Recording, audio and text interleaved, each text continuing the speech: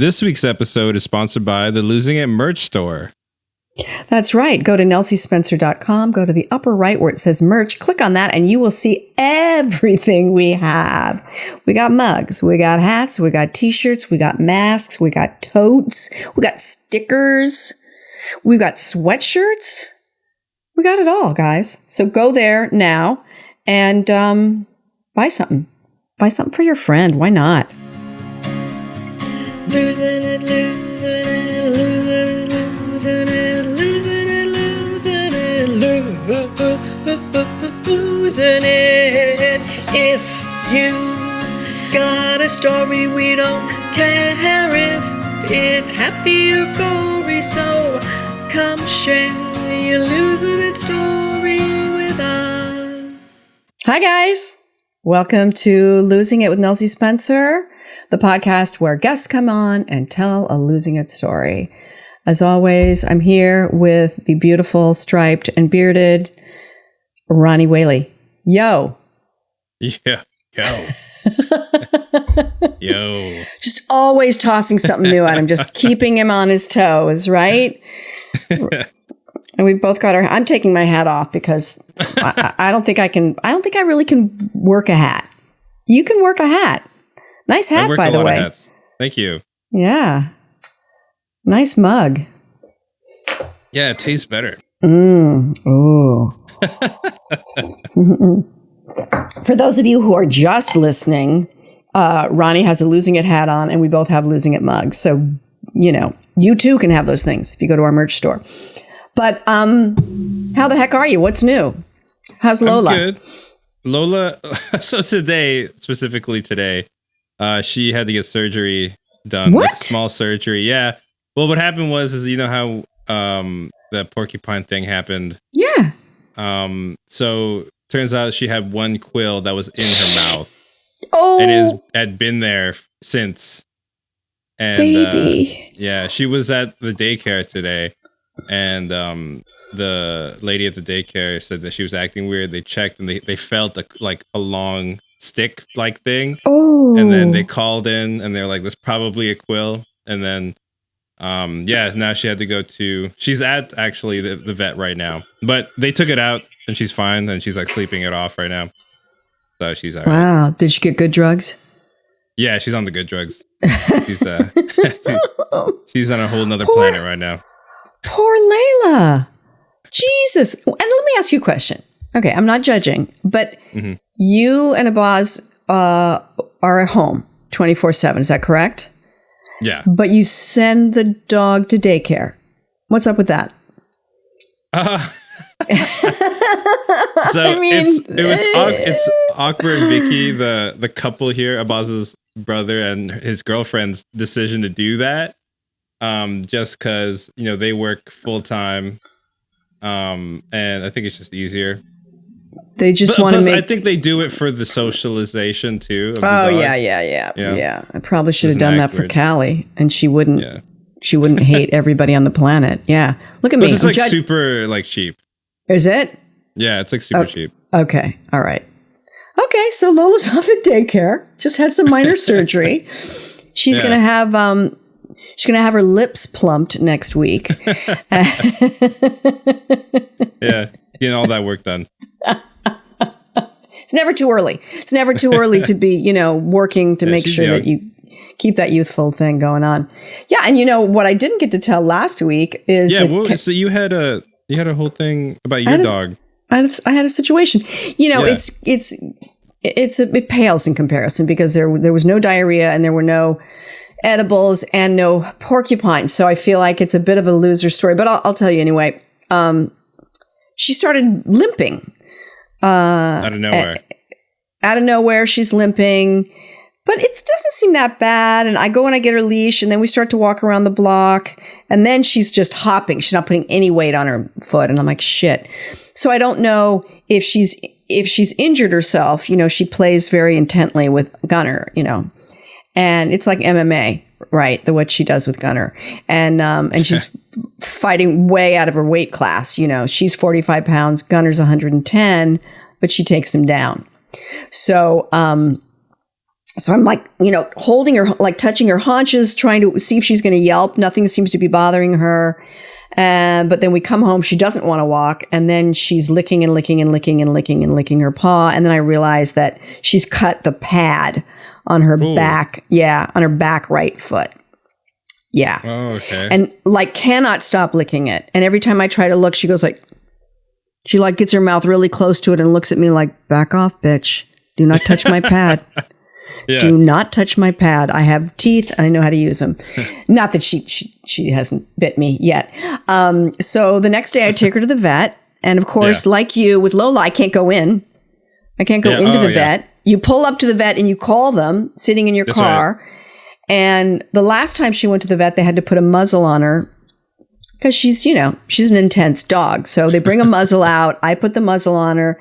They pull her like it was like a cartoon the way they had to get her. She was just sitting down and,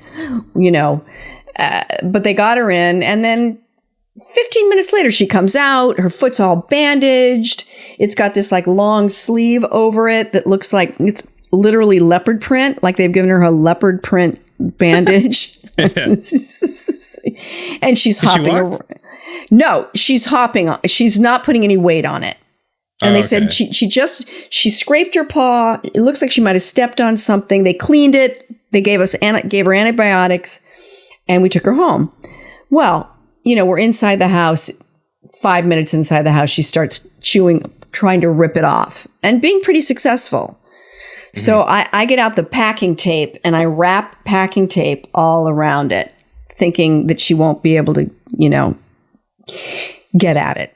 So then so you're packaging her like you're about to ship her leg. Okay. And because, where she can get at it is at the edge, right? So she's pulling at the edge and it's starting to fray. So I take the packing tape around the bottom of her foot, so there's no opening. This was your idea. My idea. Because I'm recommended by the vet. No. But the vets are the one who are like, oh yeah, come back in 5 days. Like I knew that she was going to try to take it off. Yeah. Right? Isn't that what every dog does? Yeah. Yeah. Absolutely. So then during the day, every time she'd start to take it off, I'd go, no. And she'd stop. Right? Mm-hmm. So I'm like, okay, she's going to be a good girl. And then about that night, I'm sleeping and I wake up to this. And I'm like, Doug, what are you doing? To my husband. He's sound asleep. And I follow the sound and she's in the closet.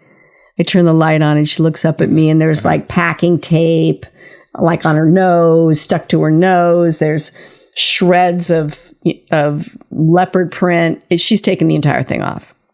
Oh my gosh. She's in the closet doing this too. She's in the closet. Yeah. She's hiding. She's like, yeah, I know where to go. They'll never find me in here. And because when I turned the light on, she was like, she stopped moving. She was like, no, I'm not doing anything, Mom. But surrounded by shreds and packing tape. Mm-hmm. So I was like, I'm not taking her back to the vet and having them put it back on because just the same thing will happen and then it'll charge me another $150. Yeah. So I just was like, fingers crossed, and gave her antibiotics. And by Friday, she was back. This was Sunday that it happened, last Sunday, not like this Sunday. And by Friday, she was back playing with Gunner like it had never happened. Oh, there you go. Right? Yeah. I mean, dogs are like, honestly, they're just tougher than us, They're tougher. Yeah. It made me think if she did that again, like if she came with a bad paw again, I don't know if I'd take her to the vet. I mean, did she need the antibiotics? She obviously does not want to go back to the vet. No vet, Mom. That's what she's saying. Yeah. So that's my dog story. Yeah, dogs keep life interesting. Yeah. Love the dogs. They're the best. So, I think we're up to date. We're up to date on your dog. We're up to date on my dog. Yeah. Yeah. I think we're good. Are we ready? Are we ready for our guest? Who do we have on this week? We have the amazing and wonderful Kyle Russell, who became like like a tic tac. Listen to me. Tic-tac. God, I started strong, didn't I, Ronnie? I started so strong. And then I just really blew it. Just blew it. And I'm not even going to ask you to cut it because I know you won't. You won't. She started out as a TikTok star, sort of. And then he mentioned My Favorite Murder, which is my favorite podcast, because he started doing lip syncs. And then anyway, he's blown up on Instagram. And the minute I saw him, I was like, this guy, A, is really funny. B, is so good at it. And C, he also has a gorgeous voice. So I was like, got to get him on the pod. And he said yes. And it was great. And he's funny and smart. And you guys are going to love him.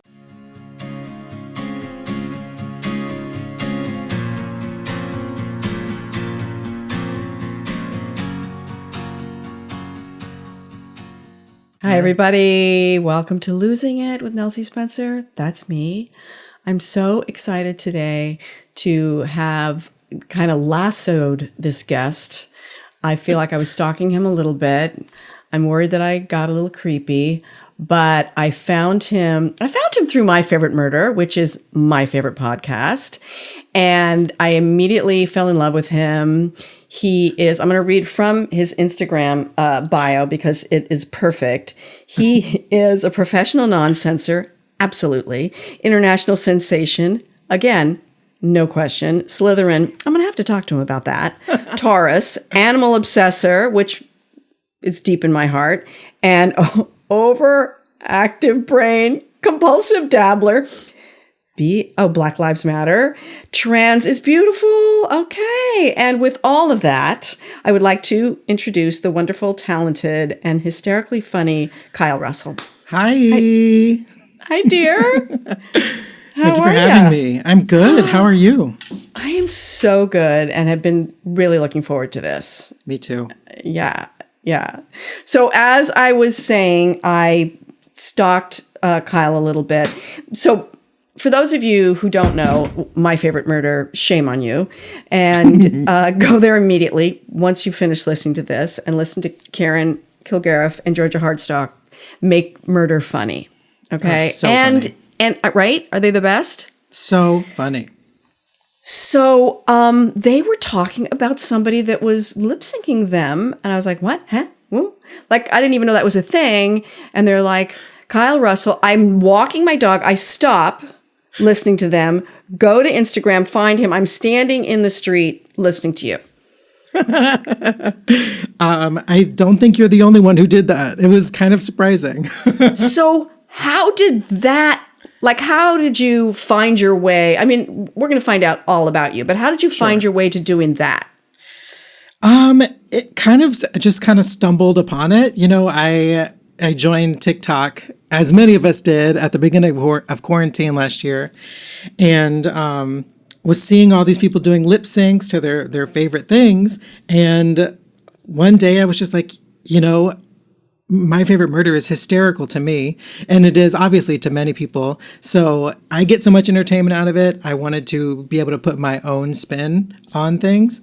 So I just downloaded some of their audio and uploaded it to TikTok, and the rest is kind of history after that.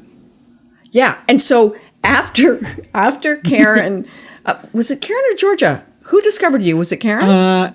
Karen did. Well, I tagged her on Twitter. And the thing is that with Twitter and all of these platforms, you can tag people all day long, but getting them to actually respond and notice is an entirely different story. Absolutely. So the fact that she noticed it, and it was like almost immediate. She tweeted it out, and so did Georgia, and then almost immediately it just kind of like started expanding. Yeah. They mentioned it, and it's, you know, me, and it turns out over 10,000 other people stopped walking their dogs and went, wait, what? And was like, oh my God, right? Right. You know, I still get people from those tweets coming to my social media, my Twitter, my Instagram, and saying, I got here from My Favorite Murder. I'm so happy I found you. It's kind of wild. And they say, I got here from My Favorite Murder, but I stayed for you. And yes. Oh my God, your voice. Because yeah. Kyle has a beautiful singing voice. Thank you. Like spectacular. And, so much. if when this whole debacle is over, if you don't have a friggin' career, like, there is no God. So we're just going to just say that now, I mean, here's hoping, right? The weirdest thing is that, I've been on social media for a long time. I've been promoting myself and my group for probably 10 years now. And it's just funny that this random thing that I put online kind of funneled people to recognize all of these other things that I do. And I struggle with low self-esteem like a lot of people, and low self-confidence. That's so funny because I've never experienced that. No, I'm sure not you, Nelsie. Well, and so when people started responding to my singing videos, it kind of took me by surprise, quite honestly. And it was just like very, very humbling and very heartwarming, honestly. Yeah, it's so great. It makes me so happy. I'm old. And I'll look back at me 20 years from now and go, God, she looked great. But I'm of a certain age, and I'm still doing what I'm doing. I did my one-woman show last year, and I hope to go to the Fringe next in summer if anybody's leaving the country. But I love this. One of the things that's so great about this new world we live in is, you tag her, she tags you back, and then it's like you've always been there, but nobody knew it. And because of Karen and Georgia and their big hearts and their reach, suddenly there you are. Those two, and if you look at their social media and their episodes, they are constantly promoting their fans and spreading the good word about the good things and the art that the other people do. They're really incredible. They're incredible. I adore them both. And I'm sure, like everybody who listens, I want to be their best friends. Right? I would love to be their best friend. Yeah, we'll work on that, you and I. Yeah. Okay, so let's just stick with this a little bit more, because I think it's so interesting that, first of all, it's not just that you lip sync it. It's that you embody these characters. Clearly, you have an acting background. Am I right? Yeah, my degree is in performance. Where did you go to school? I went to the University of Southern Mississippi. Oh, and where are you from originally? I am originally from the Gulf Coast of Mississippi, a little tiny town called Pass Christian. It looks like Pass Christian, but it's pronounced Pass Christian. Just like a city over from Biloxi and Gulfport. Wow. I did not see that coming, because you're in Chicago now, right? Yeah. That actually surprises a lot of people when I tell them I grew up in a very small town. You know what surprises people the most is that I don't have an accent. But when you go to school for theater, especially in the South, the first thing they do is train it out of you. Absolutely. When I went to the neighborhood playhouse, and we had, speech class, and I'm from Southern California, and I'm like, I don't have a regionalism, but I did. Yeah. And when I go home, I can hear it in, especially my sister-in-law, for some reason, I can hear, I'm like, man, you sound like a Californian, which I didn't even know was a thing. Of course, Mississippi, that's pretty identifiable. Yes. Yeah. Yeah. And, but you can turn it on, I bet. You know what? I'm actually terrible at it. Isn't that the weirdest thing? Yeah. That's so funny. People ask me to do it, and I have to really think about it. And it's like, all right, well, you drop your G's. But if you go home, do you fall back into it, though? Oh, yeah. The inflection definitely starts coming out. My husband, Joe, always makes fun of me, because he's like, hey, you must be talking to your sister. I can hear it. Yeah. The inflection. Yeah. Because I did a film in Arkansas, and when we were doing location scouting, I would just start talking like this. And, I just would fall into it. So I would think, having grown up there, how do you not do it but you can't hear it? That's kind of interesting. It's true. I hear it when I talk to people, like talk to my family members that are down there. I hear it. But when it comes to replicating it, there's like a block there. My brain is like, no, thank you. Oh my God. So you go to theater, you go get your undergrad in Mississippi in theater. Yep. And then you moved to Chicago?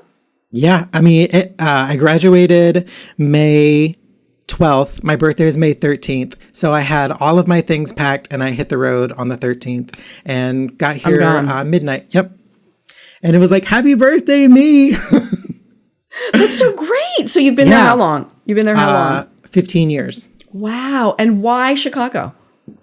Well, I knew I wanted to eventually end up in New York, and LA was really scary for me. So I had one friend here. So I was like, let me go check it out. I know Chicago's got a really vibrant theater scene. And so I came to visit her, and it just felt right, you know? Like one of those feelings when you step off the plane and you're like, okay, yeah, this is where I'm supposed to be. Oh, wow. That's fantastic. Yeah. And then over the next few years, I mean, really till this day, things just started clicking and lining up. And it was kind of like one of those serendipitous things where you're like, this is where I'm supposed to be right now. So I'm just gonna see where this takes me. Trust it. Yeah. Yeah. Absolutely. Yeah. And how long have you been married? Oh gosh. I'm blanking now. We've been together for 8 years, so 6. That's so nice. Oh, that's fantastic. Yeah. And you guys met in Chicago? Yeah, he's lived here his entire life on the north side in Albany Park. We met on OkCupid. It's funny, I was actually doing a year of yes, where I was just saying yes to everything, went on dates, I told my friends I say yes to everything except for fisting and heroin. Like those are my lines. Like that's so funny because that's me too. You know, I find it's a very common line for people. Yeah. Oh yeah. Yeah. You want to draw the line at fisting. You know. Yeah. Some people don't.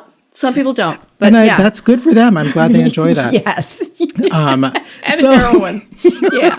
You know. And so I was doing this. Yeah, I went on a bunch of terrible dates. And then literally the day I was going to take my profile down, Joe messaged me and sent me the sweetest message. And I showed it to my best friend and I was like, hey, what do you think of this guy? And she was like, absolutely not. And I was like, well, I'm going to do it anyway. So do you laud that over her head to this day? We actually talked about it at our wedding and she was my best woman. Oh my God. We laugh about it all the time because Joe and I, we're a perfect match, quite honestly. And so I'm so glad I went out on that first date and didn't say no. Oh my God. And is he in theater? No, he is a nurse. Oh, nice. Yeah. I think my husband's not in the business of show either. He was like, I met him similar. Mm-hmm. I was about to basically give up on men completely. And I was like, this whole heterosexual thing isn't working out. And, but I'm not sure. Yeah.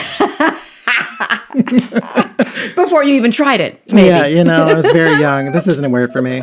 Yeah. You were 6 and you were like, yeah, I don't know. I'm not seeing it with Susie. No. Now, Sam. Yeah. I actually have a funny story that I'll maybe talk about later maybe I can tell you now if you don't mind. Tell me now. So I came out to my dad when I was 19, and I'm going to talk about my dad later as part of my story. And when I told my dad that I was gay, I had been delaying it. They came up from the Gulf Coast. I was in Hattiesburg, and I delayed it for probably 2 hours before I was supposed to go to class. And they were dropping me off, and I was like, wait, I have to tell you guys something. I was like, I'm gay. And he was like, oh God, thank God. I've known since you were 3. Are you going to sleep well tonight? And I was like, oh my God, why didn't you guys help me out here? And they're so sweet. God, that's my dad was fantastic. Yeah, they're such sweet people.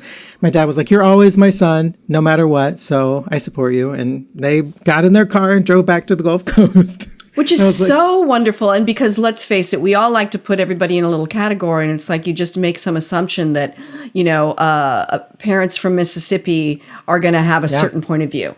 Right? Absolutely. And, I think for gay kids in general, they just have that impression because that's what's ingrained into us, that when you do come out, it's going to be horrifying. You're going to lose your entire family. You're going to lose all your friends. And then when it's the opposite, it's such a burden lifted off. Oh my God. Honestly. I'm glad you didn't wait any longer. I know, my gosh. Well, I was like, I have a boyfriend. I have to tell him because eventually. Eventually I'm bringing him home and I'm not going to call him my friend. Exactly. We're not doing that. Yeah. My brother is gay and I have 2 brothers. My oldest brother is straight and Cardi, the middle brother, is gay. And he came out of the closet in high school. Oh, I wish. In the 1970s. Oh my gosh. Yeah. Oh. That sounds terrifying to me. But it was, I mean, not that he didn't have plenty of bumps in the road, but both my parents were pretty cool about it. I mean, I would love for him to tell the story, but we were at the beach. I was 13 and he was 15, and we were at the beach. And I said, Cardi, how come you don't have any girlfriends? He's like, well, I don't know. I'm like, no, seriously, why don't you have any girlfriends? You're really cute. The girls seem to like you. I don't know. I'm like, really, Cardi, why? He's like, well, I'm gay. No, you're not. Just like that. I'm gay. Cardi, you are not. And then he said, I'm gay. You can believe me or not gay, believe me, but I'm gay. And that was the end of it. And from then on, he was out. Wow. And, I probably could have handled it a little more smoothly, but I was 13 and it was 1971 or whatever. So it was a much different time back then, Yeah. Yeah. And then I think I went to a lot of gay clubs with him when I was only 15. So I love that. A good time was had by all.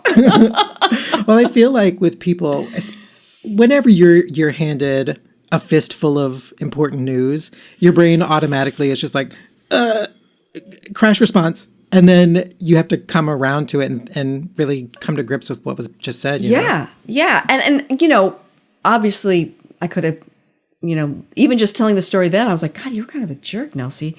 And at the time I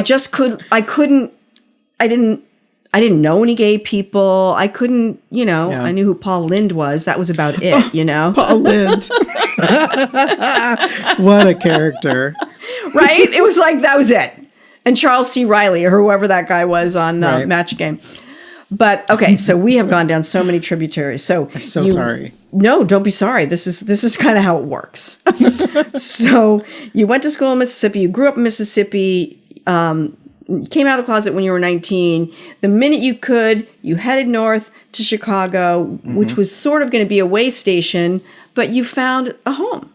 Yeah, I did. And I love it here, quite honestly. Oh, that's fantastic. That's fantastic. So, so pre-pandemic, have you been into social media? And you went a deep dive after, quarantine and with TikTok? Because TikTok's kind of new. It is kind of new. I would say it just kind of like jumped in feet first, kind of just like I saw how fun it was and how much people were enjoying it. So I was like, well, I want to enjoy this too. We're in a quarantine. Why not? Yeah. And so I just kind of jumped feet first into that one. Yeah. So which brings me back to I feel like just calling what you do lip syncing is just cheapens it. It doesn't do it justice, because you have two, sometimes you have three if Steven's involved, and he just started doing My Dad Wrote a Porno, which is one of my favorites. It is incredible. It's so good. It's so good. So he'll do three, but he's got one character here, and then the third character kind of looking up. So how the characters are looking is perfect. The body language is perfect. That Karen with the lip gloss killed me, and everybody mentioned that. That was such a surprise thing for me, because it was such a last minute detail that I added in, and something. These little things you never know what people are going to latch on to, Yeah. And how long does it take you to do one? And from like beginning to end, how long does it take you? Because you have to get that timing exactly right, which, by the way, amazing. Thank you. And then you have to be so comfortable with the language that you can just do this and do all of the gestures. Mm-hmm. And it's here. It's throwing your head. I mean, it's amazing. Thank you. It's amazing. So, and then you have to, I don't know what editing, like I couldn't do that with a gun to my head, the technical part of it, So how long does it take you from soup to nuts to do it? Well, it depends on which one. Like if I'm doing 3, it obviously takes longer because you have to shoot 3 different times. And it depends on how long they are. TikTok will only let you shoot up to 60 seconds. So if you take the whole 60 seconds, it usually takes from start to finish probably about an hour for the 2 sides. Because I like to write the entire script down and then make notes about who's talking when, who's interjecting here, what this person is doing, whether they're laughing, and make little notes to myself. Yeah. And so that's included in the 1 hour thing. Yeah. The writing down. Uh-huh. And then I will listen to the audio back to back probably 4 or 5 times and then just jump into it. Because I kind of work sometimes off of spontaneity and just kind of like, all right, this is what I'm feeling in this moment. And I try different things when I'm recording. Yeah. And so I probably do each person for 10 takes or so, and kind of make sure my timing's right, get things lined exactly up the way I want them. And while I'm doing it, I also find new funny things that I think are hilarious. And so I try to shoot everything in one take. So if one thing is messed up, I have to go back and do the entire thing. Or if I find something... Which is part of the charm, I think. It's part of what makes it really land. I love it when you'll be Karen or George, but I feel like it's usually Karen and you'll do an aside to camera. Well, oh my. It's like you're channeling her. That is the highest compliment I've ever gotten. Well, I feel like Karen, her humor is very like, gotcha. And she's got those like quips and one-liners that if there was a camera in front of her, I feel like she'd probably do a side take for sure. Absolutely. Yeah. And you do Georgia flawlessly as well. And even Stephen, and I love it because you have Stephen below them. And so he's looking up. So having him look up is perfect for, where he is in the hierarchy anyway, but he's younger and he's kind of excited. I mean, it's just like, to me, I don't know what Stephen looks like. To me now, Stephen looks like you. A lot of people have told me that, and that whenever they listen to the podcast now, they can only see my face. Which I'm like, please don't tell Georgia and Karen that. I don't want a cease and desist arriving at my door. Right. They're going, all right, we liked you. Now you're bugging us. Yeah. You got to back too off. Much. But yeah, and I mean, I actually really enjoy playing Georgia as well because Georgia is so sweet. And I myself am a very sweet person, so I feel that in my core. Yeah. But I feel Karen's very sharp wit as well. Yeah. Well, you've got them both down, right? Because Karen's like this, but Georgia's like, yeah, she is. She's so open-hearted and like, oh my God. And then you do, my dad wrote a porno, spot on, and then you did Suck a Dick. No, it wasn't. What's the Conan one that you just did? Stick a Dick. Stick a Dick. Oh my God. Okay. Are you just waiting for Conan to mention it? Or that would Matt? Make my life. Oh my gosh. So the thing with Conan is that I've been watching and listening to Conan for years and years and years. Because I mean, he's been around for years and years and years. Yes. So when he started doing Conan O'Brien Needs a Friend, I would listen to it at work, and we had an open office plan so they could hear me cackling through the entire office. And so when I heard that one, I was like, well, I have to do that one. And it's Stick a Dick. Yes. And here's the thing. I knew about Conan. One of my dear friends' husband played keyboards in Conan's band. What? That's amazing. Yeah, Scott Healy. But I never watched Conan because he kind of came on and I had 2 young kids and who's this Conan guy anyway? But I discovered him on his podcast and I adore that podcast. So funny. Adore it. I love the addition of Sona into the mix as well. Oh my God, Sona is hysterical. They're good. And the 3 of them are great. And the fact that Matt, who's Conan is his boss, stick a dick. I mean, it's just perfection. They're so good funny choice. Together. Good choice there. Thank you. Oh my goodness. Okay, so enough of my gushing about your what you're doing, but I was really interested in hearing how long it took you because you do it with such perfection. Thank you. So I was like, is he working 3 days on this? An hour? That's pretty impressive. And the more I do it, the easier it gets. Obviously, with repetition becomes ease. So the more I do it, the faster it gets, and the more I get into their rhythm of how they speak. Because they both sort of have a cadence. I think George's is more difficult because she has an interrupted speech pattern, whereas Karen is just like la di da di da. I love this joke I'm about to tell, and it just flows. Yeah. Yeah. Well, and also you have a theater background. You're an actor. Mm-hmm. You're used to learning lines. You're used to embodying a character. Yep. Right? Mm-hmm. And I loved what you said, you do it a bunch of times because you find new things. And yeah, that's how it works. How it works. Yeah, I kind of get that from my cabaret background. I've been mostly doing cabaret here. So we do live performances, that's what cabaret is. And we used to run shows every Wednesday night for 2 or 3 years, and we'd switch it up. And having that repetition taught me to be able to find new things every time, because it doesn't have to be set in stone. There's flexibility in your performances. Well, let me ask you a question in that vein, because when I discovered you and started looking at your Instagram and heard your gorgeous voice, you're doing, you're younger than I am by a long shot, and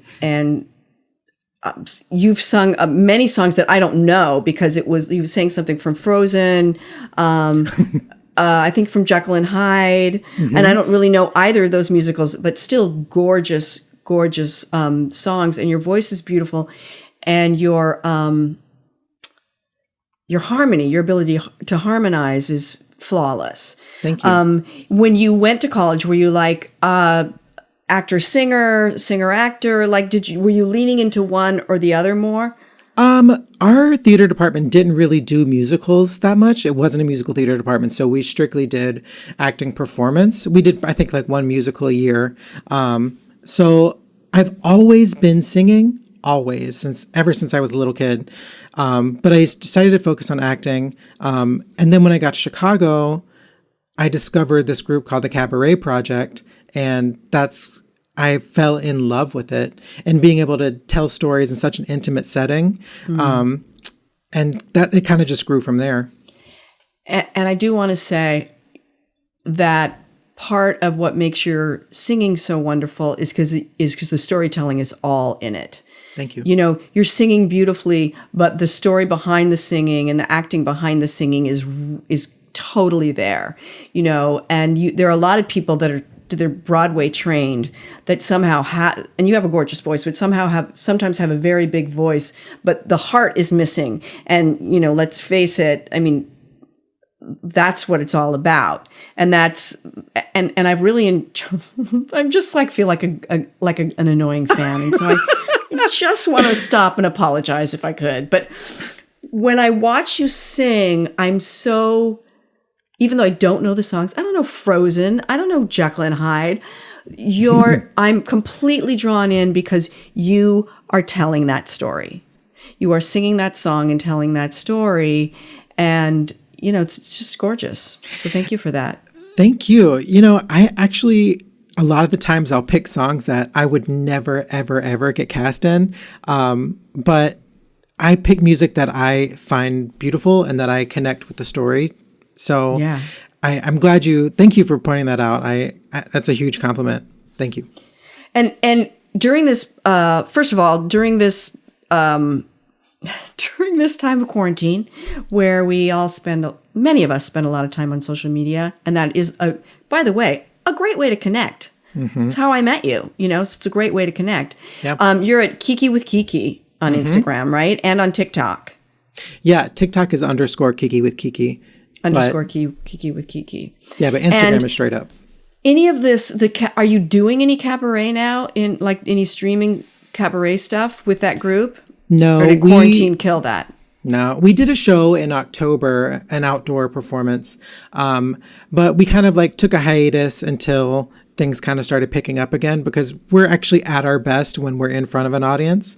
Because, I mean, that you've done one woman show, the connection is something that can't be replaced. When I did my one woman show in October, it was a festival. It was an international, solo show festival, and they streamed it. And I was in my bedroom doing my one woman show about my father's funeral. That's a comedy. It was torture. I can imagine. It's an hour and 15 minutes. And through the entire thing, I'm thinking, it's not over yet. It's not over yet. It'll be over soon. I mean, it was a nightmare. And I had done it the year before in a live audience in Manhattan, and it was heaven. Yeah. Because without that audience, it's a conversation. Yeah, absolutely. Yeah. Did you see that? There's a video of Patti LuPone doing an indoor virtual concert, and she like delivers this big last note because that's what Patti LuPone does. Yeah. And the song stops, and she's like, and there it is, the sound of no clapping. She's such a legend. I love her. Oh, she's such a legend. I like your Legends t-shirt, by the way. Oh, thank you. Yeah. It's one of my own. That's yours? I made that. Okay. So is there merch? I mean, I do have a tea store. It's in my Instagram bio as well. so he has a tea store. He also has a virtual tip jar, and I am telling you, virtual tip this guy because what he's doing is so funny and so good, and so much talent and time is involved. And do it immediately because it's amazing. Please. I hate to say it, but I think we have to get to the story. I mean, I'm excited about the story, but I just, we could keep chatting and chatting. Sure. But do you have a losing it story for me? I do. And I'm glad you just you said your show was about losing your parent, because that's what my story is about. And so I know you'll connect with this. And for anyone out there who has not lost a parent, it's like a 0-star, do not recommend for me. It's just the worst thing in the entire world. So it's like, maybe try sushi, but don't try the dead parent thing. No, negative. So my dad and I were very close throughout my entire life. And I grew up, like I said, on the Gulf Coast of Mississippi. And I lost my mom at a very young age. So it was just like my dad and my two sisters, and we went through a few stepmoms. Where are you in the birth order? Where are you in the birth order? Last. With the sisters. You're the baby? I'm the baby, yeah. Me too. Me too. Little babies. Yeah. And so how old were you when you lost your mom? I was 4. Oh, honey. So my siblings and I were all 2 years apart. So my middle sister is 6 and my older sister was 8. So just like a rough time, Yeah. And we went through a series of stepmoms who didn't work out for certain reasons. So it was always, the constant was our dad and our siblings was just, we were all rocks for each other. Yeah. And we had a very close-knit family. And my parents and my grandparents owned a gas station, like on the Gulf Coast, like right on the beach. You could stand there and like look out at the beach in the Gulf of Mexico. It was beautiful. So by the time you're able to push a broom, you're brought to the station. We called it the station, and put to work. So I've been probably working since I was 12 or 13. Wow. And I learned a lot during that time period working with my family. But I look back on that time mostly and remember the time that I spent with my dad. Because I didn't get to see him a lot. He was always in the back of the station. I worked like front, pumping people's gas. He was a mechanic. And so whenever I did get time to go back to the back and talk to my dad, he would always, explain to me what he was doing, and just try to help me understand his world. So yeah, he was a mechanic. And his life for pretty much all of my child and teenage years revolved around cars. Which to me, I never really had like a specific fascination with cars, but I have an appreciation for them, especially very nice high-end cars. Yeah, everybody loves a Mercedes. Come absolutely. On. We actually got to drive, like we would park the cars when they were done with them. So I as a 15-year-old was driving like Mercedes and Lexuses, and it was an experience. It's like once you sit in a Mercedes, you can't go back. You can't. No. It is a level of luxury that's unparalleled. And you're like, I understand why people like this. Yeah, I get it. So okay.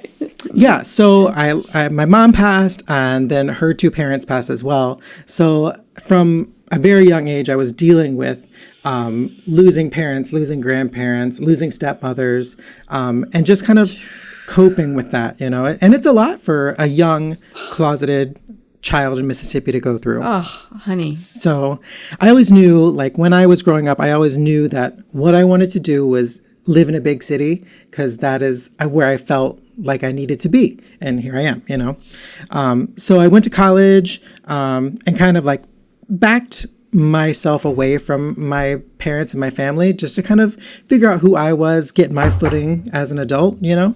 And then right after that, I moved to Chicago, and life happens, you know, milestones happen. You get nieces and nephews, you get husbands, your siblings get married, and your life kind of goes on, you know?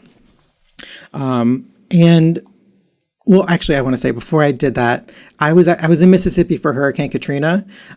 So Wow. there was a time, probably for 2 weeks, where after Katrina, I didn't know if my parents were alive or not. So it was a wild experience. 0 out of 10. Don't recommend living through a hurricane either. Oh my God. So, honey, you were like what then? How old were you? I was probably 19 then. Yeah. Oh So my God.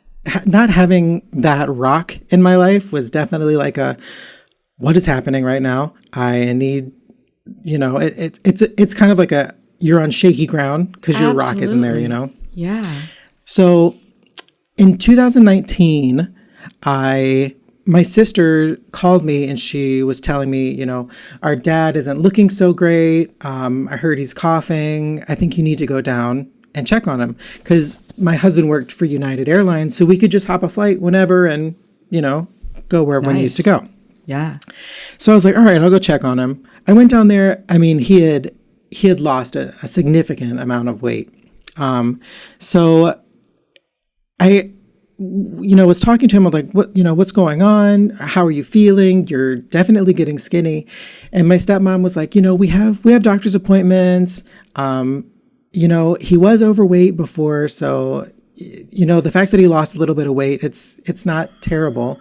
And I'm like, okay, well, let me know what happens immediately when the doctor's, you know, results come in. So I come back to Chicago, and about 2 weeks later, he gets diagnosed with stage 4 cancer, terminal. And I told my husband, I was like, they told my dad he has anywhere between like a month and 3 months to live. So I need to go down to Mississippi and just like be there. And my husband is incredible. And he was just like, you absolutely need to do that. Please go today. So I went down there, you know, and got to spend a lot of time with my dad because I stayed at his house. I was able to work remotely. This was before the pandemic and everything. So I was able to work remotely at his house. So I was there the entire time. And quite honestly, by the time I got down there to the time he passed, it was only like 5 weeks. Oh, boy. So it was a very, very quick time. So smart that you did that, though, Kyle. Yeah. So great that you did that.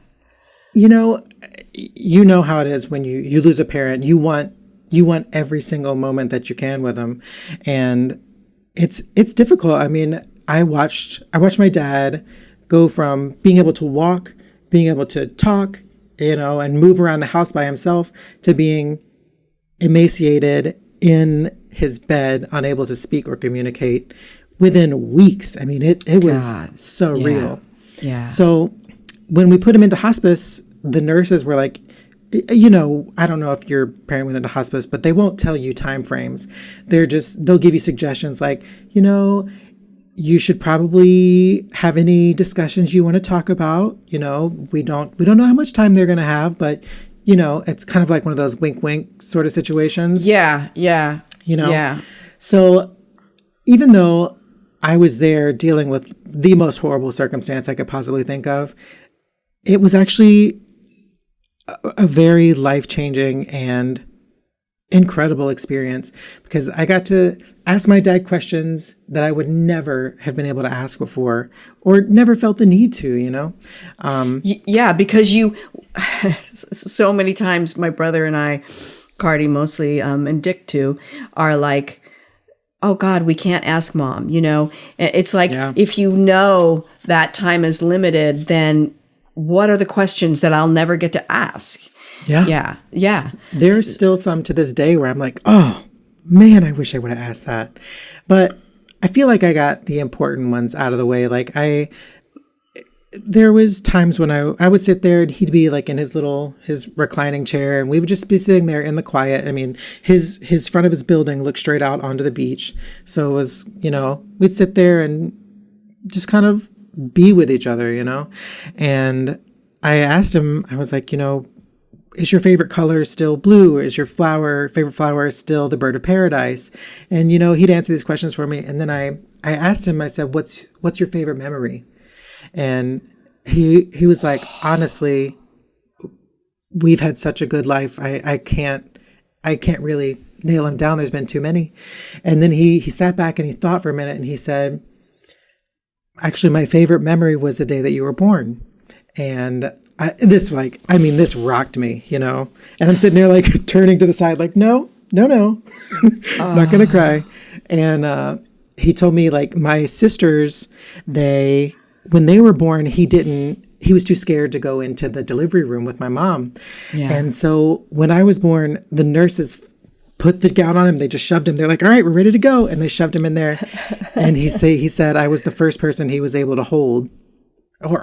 He was the first person to hold me. So we instantly had that connection, So that was an incredible What a good question, Kyle.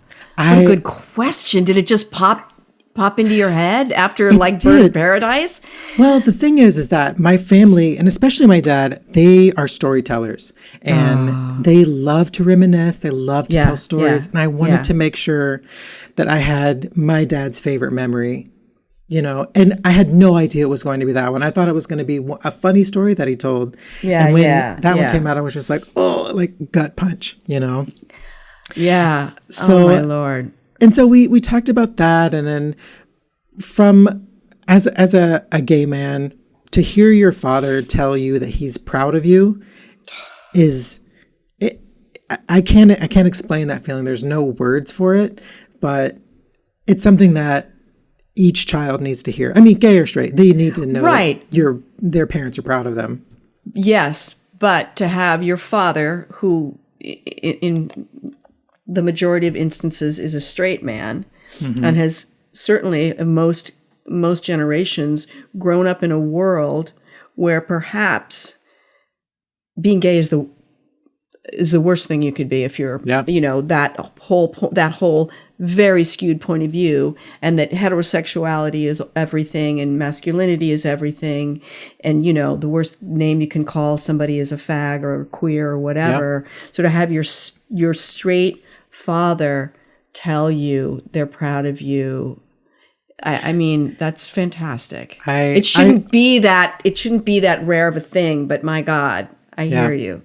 And I hold on to that memory so tight. I think about it probably daily. And I have a picture of my dad right over here. I mean, I see him every day, and both of my sisters moved. Well, one sister lived there already.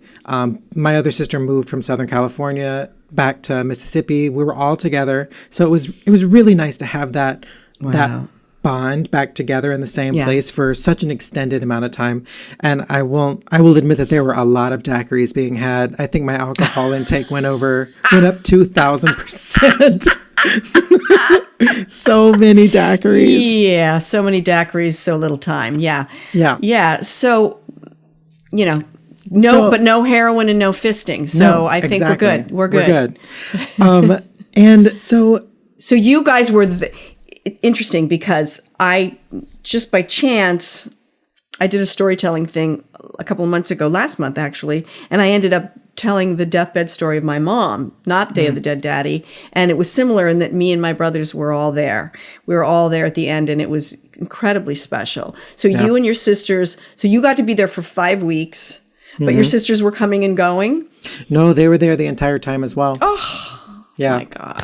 I mean, I am so thankful for those two being there with me, because it's that whole process is it's such a roller coaster, and you're going back and forth between so many emotions. It's really hard to comprehend if you haven't gone through it. But I remember on the day before my dad passed, my sister and I were standing out in his driveway, and I kid you not, like a flock of butterflies came down. It was gorgeous. It was like 75 degrees, sunny, there was a breeze, all these butterflies came flying down. And my sister and I were just talking. We were like talking about how our dad was progressing and was like, this is the worst. Like, it can't get any worse than this. And these butterflies came down, and Cherie and I were just like, that's got to be a sign. It's got to be a sign. And he passed that next morning. And we were just kind of like, we both looked at each other and we were just like, we knew it. We knew that was it. And it was kind of like an at peace kind of thing. I mean, obviously it's hard, but it was definitely like a peaceful thing. Well, but it's interesting because when my mom went too, I mean, my mom was 81 and your dad was much younger, right? 61. 61, right. So, you know, she'd had a long life, and I mean, I still would have liked to have her for a few more years, but we were all there, and so saying, it's okay, Mom, we love you, you can go, and there is a peacefulness to that. There is a peacefulness to knowing that the people she loved were around her. Your dad had his babies around him. Yeah. And so there is a peacefulness of being able to say, it's okay, Dad, you know? Yeah. Go ahead. I'm glad you said that, because that in hospice, that's one thing the nurses tell you to do. It's like, you absolutely should tell your loved one that it's okay. And that, hands down, is the hardest conversation I've ever had to have in my entire life. But I didn't want to not do it. So I knew my older sister had done it, and I was like, you know, today's the day. I mean, I think I had probably gone in the bathroom and cried 3 or 4 times before I got up the nerve to do it. Yeah. So, you know, I went into his bedroom and, you know, took his hand. I was like, you know, Dad, we're all going to be okay. You know, you don't have to hang on for us. We're good. And I think it was a few days later, my middle sister, she was the last one, and she went in and, you know, said her words and actually told him that she was pregnant in the same meeting. And it was her first child. He'd been wanting her to have a child for so long. So she told him, you know, it was like, we're going to be good. Guess what? I'm pregnant. And then I think it was 2 days later that he passed. Oh, my God. Yeah. Oh, crazy. Oh, so crazy. And what a gift. What a gift to be able, first of all, to have had the rich, loving, supportive relationship that you had with your dad. Yeah. And so many people don't get that, you know, and to be able to be there with your sisters, who it sounds like you guys are really close. Oh, yeah. Yeah. Absolutely. And what a gift that you guys all got to shepherd him out, you know? The thing is, so to bring this all back around, my dad's life was full of stories, full of jokes, and always about cars. So when the coroner came to take him, everyone's boo-hooing, just crying, bawling, and they bring my dad out and they put him in the back of the vehicle, and it won't start. And so just like click, click, click, nothing. And we all of us just started dying laughing. They were like, Gene got us. He got one last laugh. So my uncle had to pull his big truck up and like jump the funeral home's car. Oh my God. So they could leave. And it was a much needed respite from the sadness. Let's have a little comedic break here. Yeah. And it was in true Eugene fashion. That happened that way. And then afterwards, like, there was a storm and we were having a party for him, and a power line went down that pointed directly at his house. And it was almost like here's the party right here. Yeah.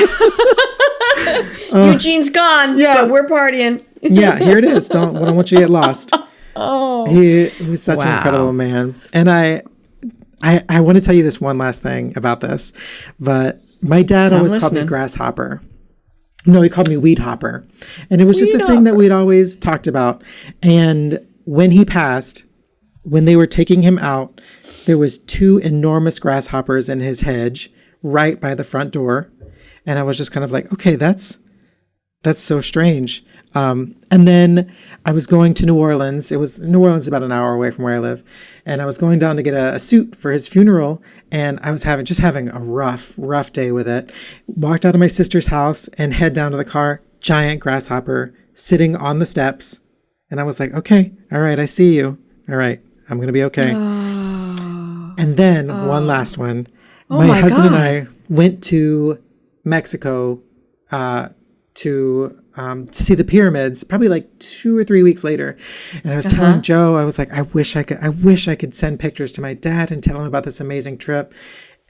Grasshoppers all along the side of where we were walking.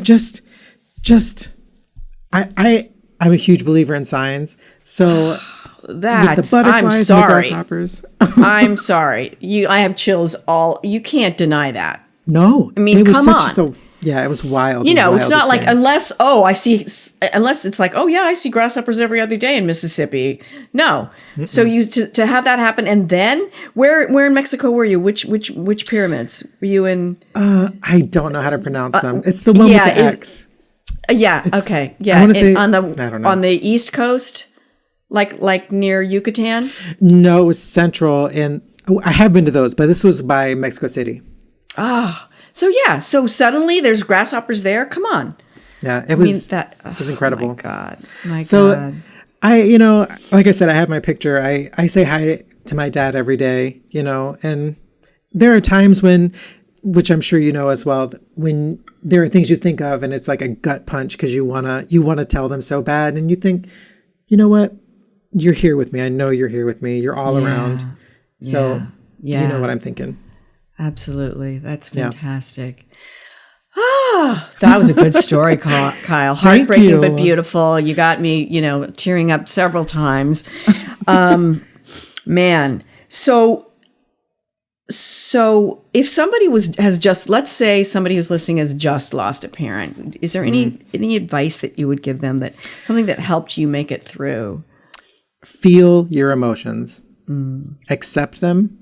Let them wash over you, and then let it go.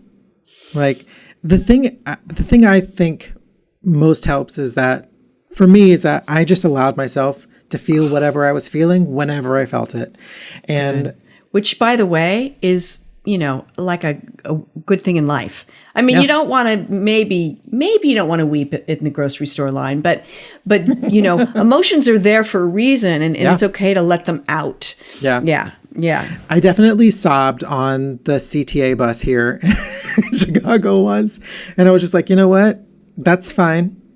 That's fine. When my mom died, I was the first to leave because both my brothers still live in California, which is where I'm from and where my mom died. And I had to get back east because I had, 2 young kids, and my kids were older, but I had to get back east, and we had, given all her stuff away. We had done all this stuff, and it was time for me to head back, get back to the East Coast. Yeah. And I'm like waiting for my flight, and I just begin to sob uncontrollably, because it hits you in waves, right? It Absolutely. You're fine. And then, I guess I'm over it. And then it's like, no, I am definitely not over it. And I'm calling my brother from the terminal sobbing. Yeah, go ahead. No, the whole analogy of the wave, absolutely true. It just like washes over you, and then it's back out again. And then it's gone. Yeah. Mm-hmm. How many times I had to pull the car over and just weep by the side of the road? It was, yeah. So just feeling those emotions, making sure you're working through them in a healthy, productive way, I think is the most important part. That's great. You seem awfully emotionally healthy, Kyle, for a guy no, I'm serious, who lost his mom at age 4, who went through a few stepmoms, and grew up gay in Mississippi. You know what? I mean, what the hell? How'd you do that? Well, I went into grief therapy literally the week after I came back to Chicago. And right on, brother. That's great. We didn't just touch on that. I mean, everything is linked to your parents, and so and oftentimes we're grieving. a lot. We're not necessarily just grieving the death of a parent. We might be grieving something about a child, something in our childhood. I mean, sometimes I weep. I don't know what it's connected to, but I just weep because I know that I trust that I have to get it out. Yeah. And I knew I was dealing with my own personal like issues as well. So I was like, well, I'm going to go do this grief therapy, and then I'm just going to tackle the other things that I want to talk about as well. And it was enlightening. It was eye-opening. I feel like I have a better understanding of who I am and why I do the things that I do. And yeah, I have to attribute it to mental health and therapy and counseling. Yeah. Well, there you go. Another vote for therapy. Absolutely. Yeah. That's fantastic. So go ahead and feel your feelings and, get some grief counseling. Yeah. Get some grief counseling and let that counseling help with whatever, that stuff that might not have anything to do with the loss that you're experiencing. Absolutely. That's fantastic. Kyle, I had the bar was extremely high. I just want you to know. Kyle's coming. I was like, to Ronnie, did you hear back from Kyle? Oh my God, this Friday? Right? And so the bar was really high and you nailed it. Thank you. I was actually very nervous, so thank you. Yeah, well, you don't know me from Adam. Like, I know you because I feel like, because I've been watching you and I know your sensibility, I know your sense of humor, I know your taste, so, you don't know who's this lady. It's bothering me. Who is she? But this was fantastic. Thank you. I had a lot of fun. It was so much fun. So now we end with 3 questions. Sure. And I'm not going to give them to you all at once. I'll give them to you one at a time. The first question is there something you hope to lose in the next year? Something I want to lose in the next year. Well, there's a couple things that I want to lose in the next year. I want to lose the last remaining self-consciousness that I have. And that little voice that tells you, don't do that. No one's going to like that. I want to lose that because I think that's the key to a lot of performers' success. And my financial burdens, which, going through COVID, it definitely took a toll through a lot of people through a few loopholes. Yeah. So those are both good. Wait, magic wand, and so it shall be. Yeah. Okay. And is there something that you hope to gain in the next year? Yes. I want to gain more spontaneity with myself. And just like, I'm feeling like doing this today, I'm going to go do it. Instead of thinking about, well, maybe I shouldn't do that. I just want to do it. Maybe I should do another year of yes. I was just going to say that. Just thinking about that. Last time you got yourself a husband. I know. Okay, I like that. Okay. And is there something that you hope that you never lose? Yeah, my sense of humor. I think it's one of my key traits. It's the foundation of all of my relationships. So that, for sure. I am with you, man. I am with you. Like, saved my life. Sense of humor saved my life. And, all my friends, they're funny. Mm-hmm. They make me laugh, and I make them laugh, and it's such a beautiful way to connect. Yeah, that's the key. Yeah, it's the key. Oh, well, this was fantastic. Thank you so much. Don't forget, guys, to follow Kyle _ Kiki with Kiki on TikTok and simply Kiki with Kiki on Instagram. He has that virtual tip jar. Go to it. Send him $5.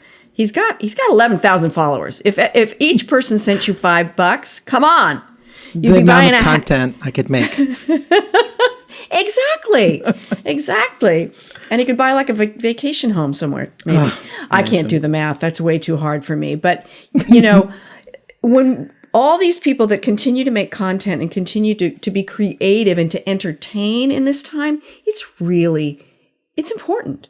It's a source of connection, and it's all, it's being entertained in these times is so important. Yeah. So just toss him something in that tip jar and follow him because he's amazing. Thank you. So thank you so much. This was such a joy. I appreciate you having me. It was a blast. And hey, the next one you do, well, I'll talk to you about that off camera. I have such a great idea. Such a great idea. Okay. Thank you. Bye. Bye, sweetheart. Bye.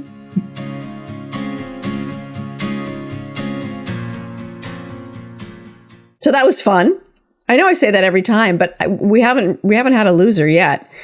And he's really funny. And if you haven't checked him out on Instagram, go there immediately.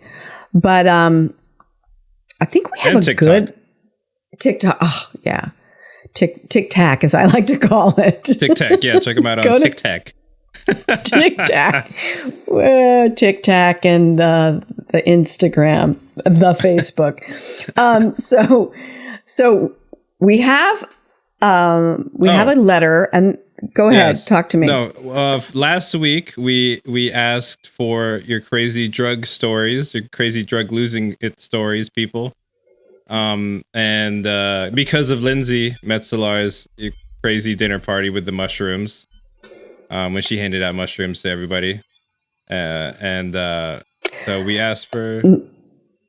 Wait a minute, I think it was because of Cam, Elisa.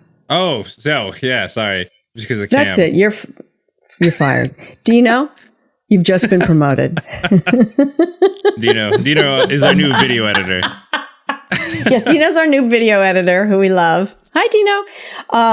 But yeah, yes, no, it wasn't Lindsay. We've had a lot of drug related stories recently.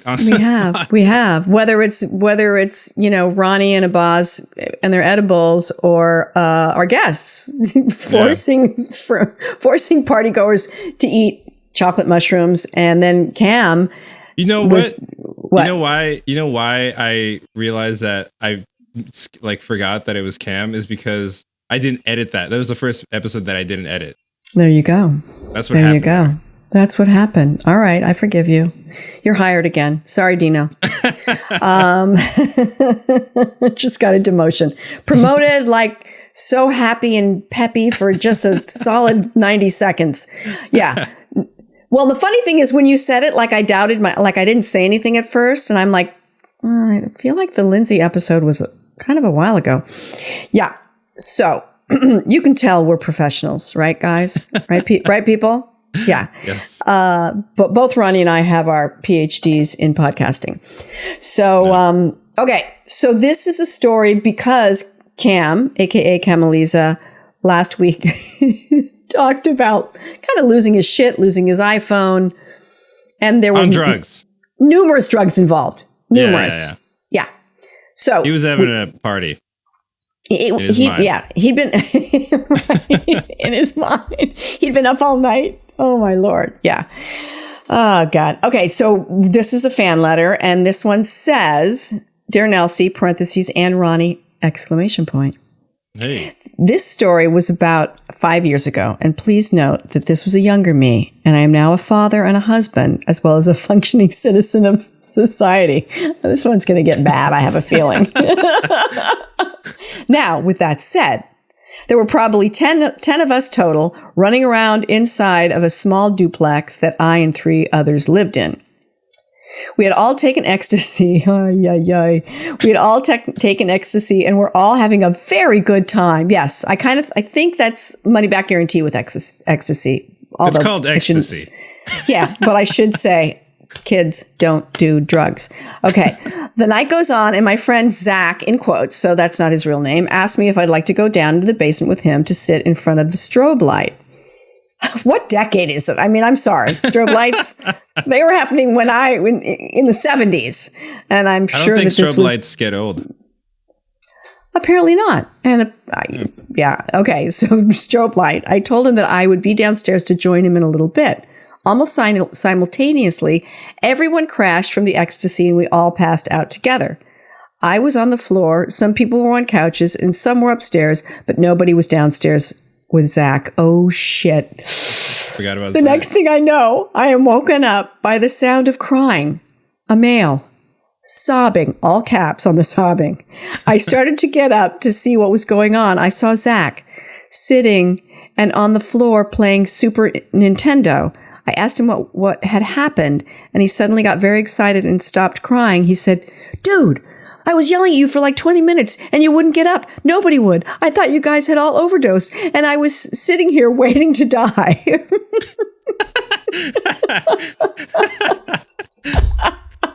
But I think I'll play some Nintendo. The thing that I find most hilarious was his reaction to us not waking up. He thought he was going to die and decided to just sit down and play Nintendo instead of doing something about it. Not being upset, A, that his friends were dead, or B, that he was about to die, or like maybe he could call 911. Obviously, these were times long ago. And Zach now is a programmer for Twitter and still plays his Nintendo. Signed, Nimrod G. Oh, Lord. Oh, my God. My palms sweat when I read those things because I just feel nervous. I feel worried. I'm worried as a mother. I'm worried as someone who might have been at the party. Yeah. Oh, my God. The funny thing about that story is that it seems like a dark story. But in reality, nothing really happened. Nothing happened. Nothing happened. Yeah. Yeah. Zach, I guess, kids, the moral to that might be, well, first, don't do drugs. And secondly, if you're going to do ecstasy, don't go and stare into a strobe light. I mean, I do kind of wonder what... Yeah. What... Oh, boy. All right. God bless him. So everybody lived to tell the tale. And... now we know who's running Twitter. Oh, man. So, well, we need a story for next week, right? Yeah. Yeah. Well, Kyle's losing it story was about losing his dad. And it was kind of a really great story. I mean, it was sad that he lost his dad, but I think they had a pretty good ending, So... Yeah. If you've got a good dying story, a good one, one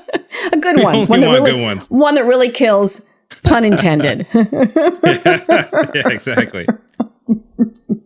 Send it to us. It could be I think it should probably be a relative or at least someone you love, right? Significant person in your life. Yeah, someone significant. Send them to losingitcontact@gmail.com. You can always DM us on Instagram. You can write in the comments down below if you're watching us on YouTube. And I think I got them all. Did I get them all, Ronnie? Yeah. Yes. What happened? You got distracted. Hold on a second. Oh, okay. No, I think someone's playing like really loud music upstairs. I don't know. There's like a party, like 3 p.m. I don't know. Partay, and 3 p.m. in New Hampshire. Probably doing some ecstasy. What's going on over there? So I just want to make sure that I got all that right. And we have a Twitter account now. We also have a TikTok account. So follow us on all the platforms. Tell your Twitter, friends. TikTok. Yeah, our TikTok. Yeah. I'm very excited about TikTok, or Tic-Tac, as I like to call it. A Tic-Tac and account. Please rate and review and subscribe. Apparently, you're supposed to do that. Is that it? Yeah. Did we do it? I think All so. right. Okay. So give Lola a kiss for me and do not punch her in the face. And my final words to you all are, don't poop in the ocean. Losing it, losing it, losing it, losing it, losing it, losing it, losing it. You came and you listened to the story. I hope so much that it didn't make you sorry, and I hope so much that you'll come back again. Losing It, hosted by Nelsie Spencer, produced by me, Ronnie Whaley. Theme song by Hunter Williams. Follow us online on YouTube, Instagram, Facebook, Twitter, and all podcasting platforms at Losing It Podcast. Viewers can email Nelsie with questions or comments about life, writing, comedy, or even your own Losing It story for a chance to be on the Losing It Podcast. at losingitcontact@gmail.com. For everything Nelsie and everything Losing It, visit us at nelsiespencer.com.